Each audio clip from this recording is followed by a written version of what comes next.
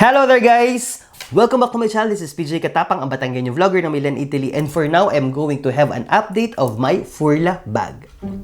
So guys, itong mga ganitong contents, like tungkol sa mga bag, ito yung mga gustong-gusto nyo. Kaya i-push na natin.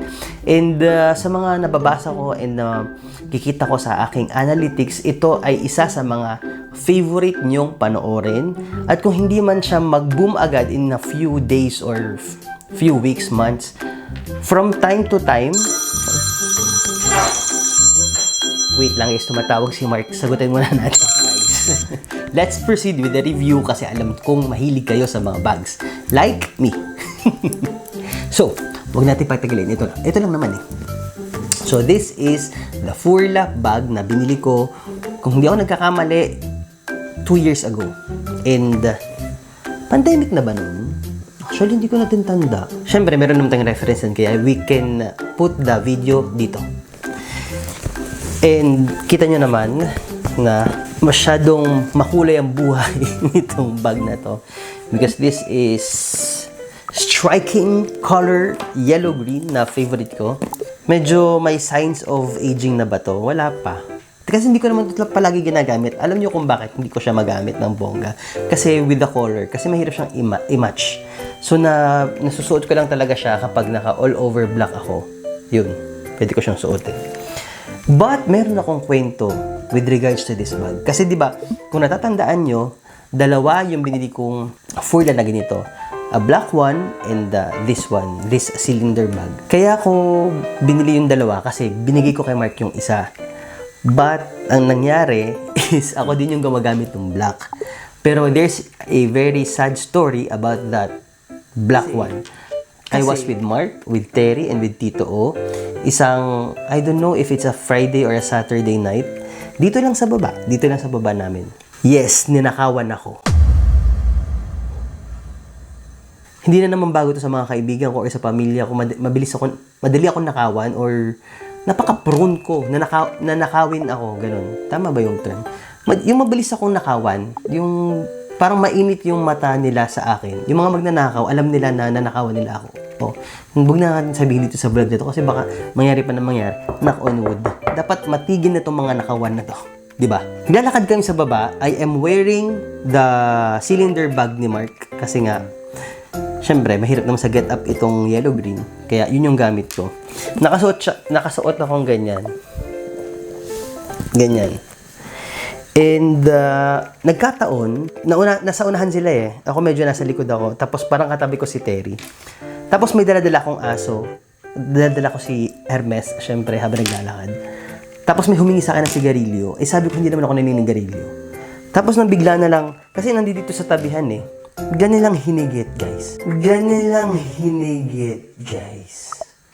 Hinigit niya yung ganito. Hinigit niya yung buong bag. And alam niyo yung maganda na nangyari? Though masama yung nangyari. Pero yung maganda lang sa nangyari is, walang lock yung bag, guys. Napigtal yung black bag na yon, napigtal, tama ba yun? Parang Batanggenyo yung pigtal. Parang natanggal siya. Tapos, good thing is, walang lock yung bag na to.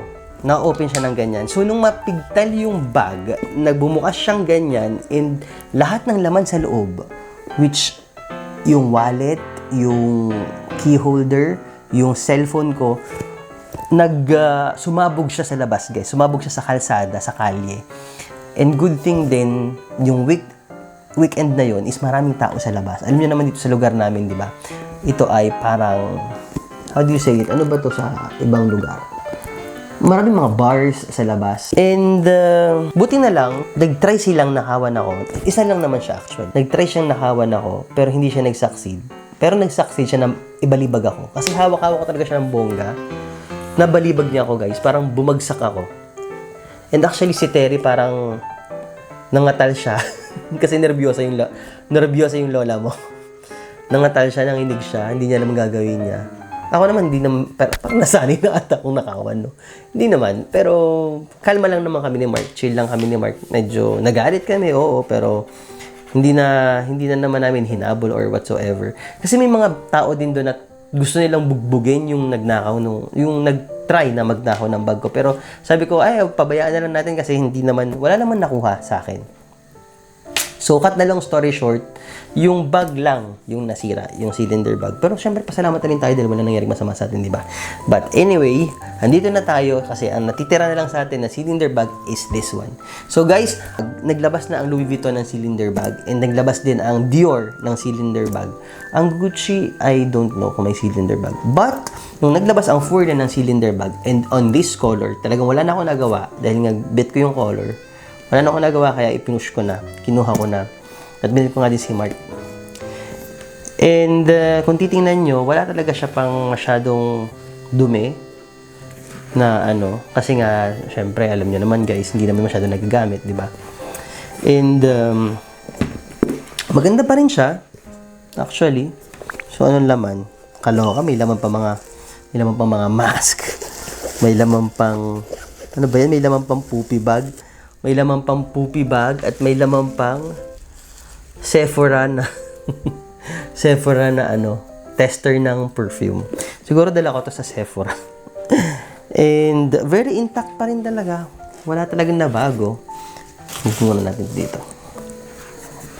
Very intact pa talaga, wala namang nabago. It's still a very nice bag. And yes, ang ganda pa rin siya. At kung tatanungin niyo ako kung nagsisisi ba ako dito na binili ko, hindi po ako nagsisisi kasi I love the color, I love the leather. Kasi kung titingnan mo, hindi siya leather, di ba? But still, leather po siya. Kaya yun ang maganda. And may handle naman siya, oh. Look. Cute. It's a very fashion bag, no?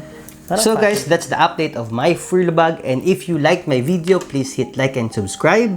Always click the notification bell para updated ka sa mga bago nating vlogs. See you in my next vlog, guys. Ciao!